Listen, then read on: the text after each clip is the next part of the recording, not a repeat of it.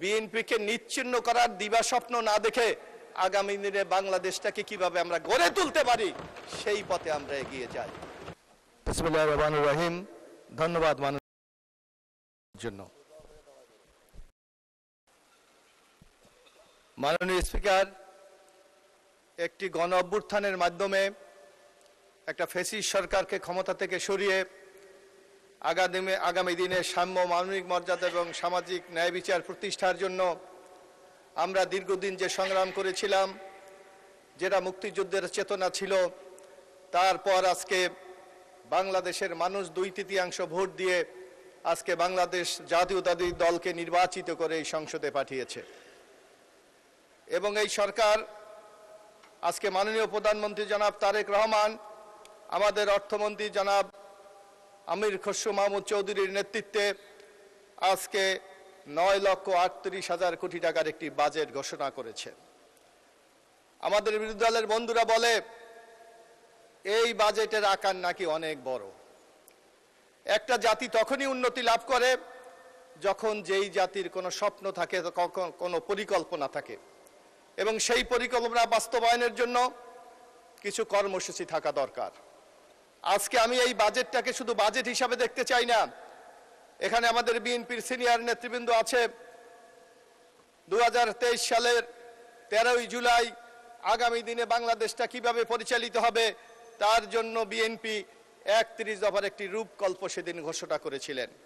আমরা সারা বাংলাদেশে এই কর্মসূচি নিয়ে আমরা মানুষের কাছে গিয়েছি। আগামী দিনে বাংলাদেশটা কিভাবে পরিচালিত হবে সেই কথা মানুষের কাছে আমরা তুলে ধরেছি।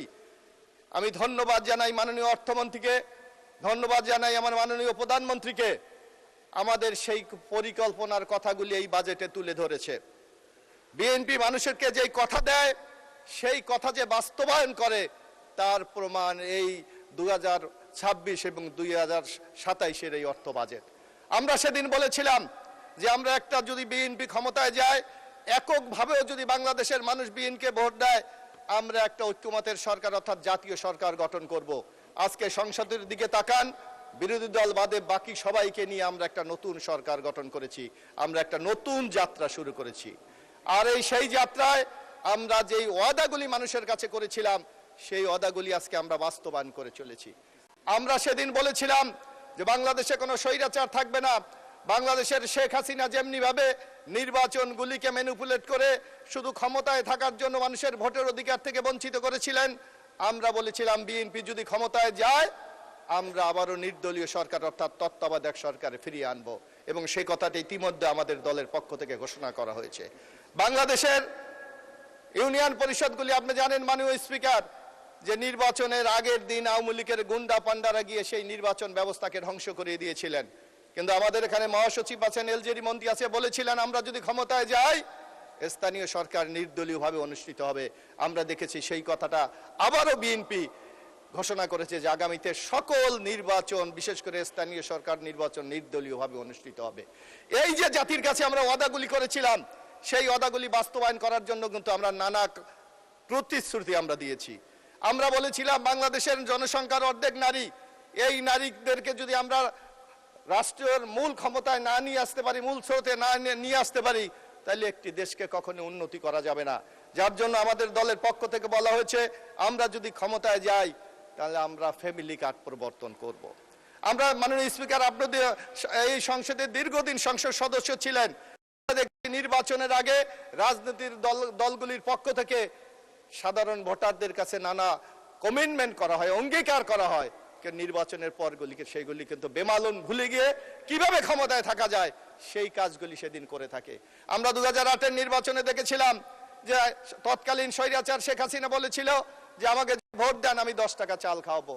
বাংলাদেশের মানুষ কিন্তু সেই স্বপ্ন কোনোদিন বাস্তবায়ন হতে দেখেনি। আমরা দেখেছিলাম যদি আমাদেরকে ভোট দেন আমরা বিনামূল্যে সার দেব, বরং 300 টাকার সার 1200 টাকায় মানুষকে কিনতে। আমরা বলেছিল ঘরে ঘরে চাকরি হয় নাই, কিন্তু আমাদের নেতা তারেক রহমান বলেছে আমি ফ্যামিলি কার্ড করব। ইতিমধ্যে সেই কর্মসূচি আমরা বাস্তবায়ন করেছি।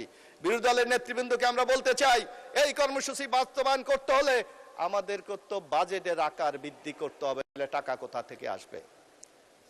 আমরা বলেছিলাম আমরা কৃষক কার্ড দেব, ইতিমধ্যে সেই কৃষক কার্ড বাস্তবায়ন করা হয়েছে।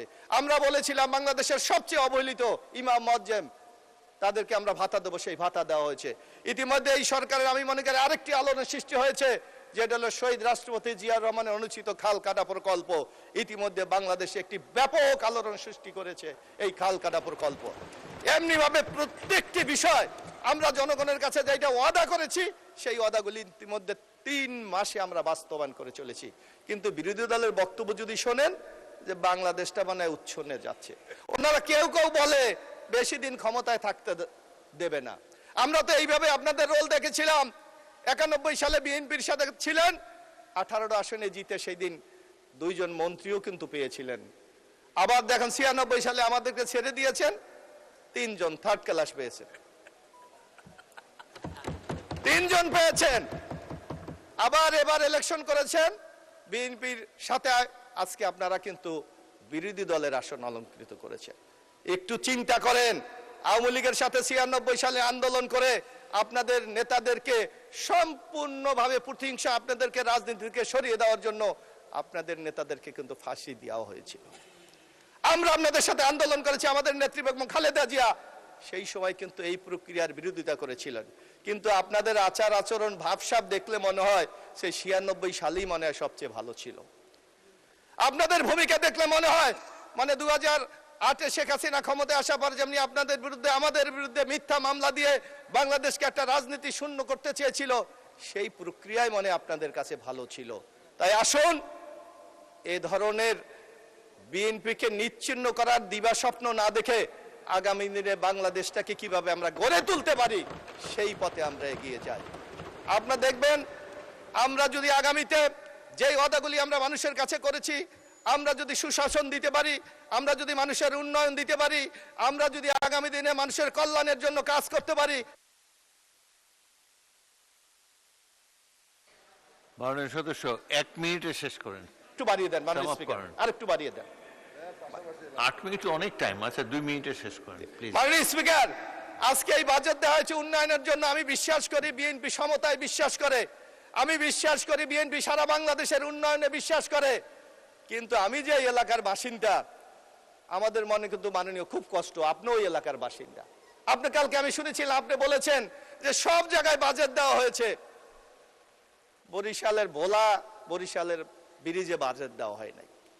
এখানে যোগাযোগ মন্ত্রী আছে, বাংলাদেশে মাত্র একটা এখন হাইওয়ে রোড আছে, সেটা ভাঙ্গা থেকে কুয়াকাটা পর্যন্ত। আমরা বাজেটে দেখেছি সেখানে কোনো বরাদ্দ দেওয়া হয় নাই। এই বাংলাদেশ তো আমরা চাই নাই মাননীয় স্পিকার। আমরা চেয়েছি যে চট্টগ্রাম যদি উন্নয়ন হয়, আজকে যদি রাজশাহী বিভাগ উন্নয়ন হয়, খুলনা বিভাগ উন্নয়ন হয়, তাহলে বরিশালও কিন্তু আমরা বরাদ্দ চাই। আপনার মাধ্যমে আমি মাননীয় অর্থমন্ত্রী আপনি আরেকটু বিবেচনা করেন, একটু আপনার দিলে একটু মায়া জন্মান, যাতে বরিশালবাসী কিছু পাক। কিন্তু আমরা দেখছি আমাদেরকে আপনি মারাত্মকভাবে বঞ্চিত করেছেন। এই বঞ্চিত আমরা চাই না। আমরা আমাদের নেতা তারেক রহমানের মতো আমি বলতে চাই সবার আগে বাংলাদেশ। তাই সেই বাংলাদেশকে উন্নয়নের জন্য একটু আপনি বরাদ্দ দেন। বাংলাদেশের দ্বিতীয় সমুদ্র সৈকত কুয়াকাটা, সেখানেও আপনি কোনো বরাদ্দ রাখেন নাই। আমার ওখানে একটি পোর্ট আছে, পায়রা পোর্ট, সেখানেও মাননীয় অর্থমন্ত্রী 1 টাকাও দেয় নাই। তা আমি আশা করি এই যেখানে যেখানে আপনি না দিয়েছেন, আপনার বক্তৃতা আছে সামনে, আমরা আশা করি সেখানে আপনি বরাদ্দর মাধ্যমে বাংলাদেশকে একটি সুষম উন্নয়নের পথটাকে আপনি উন্মুক্ত করবেন। সবাইকে ধন্যবাদ। আসসালামু আলাইকুম।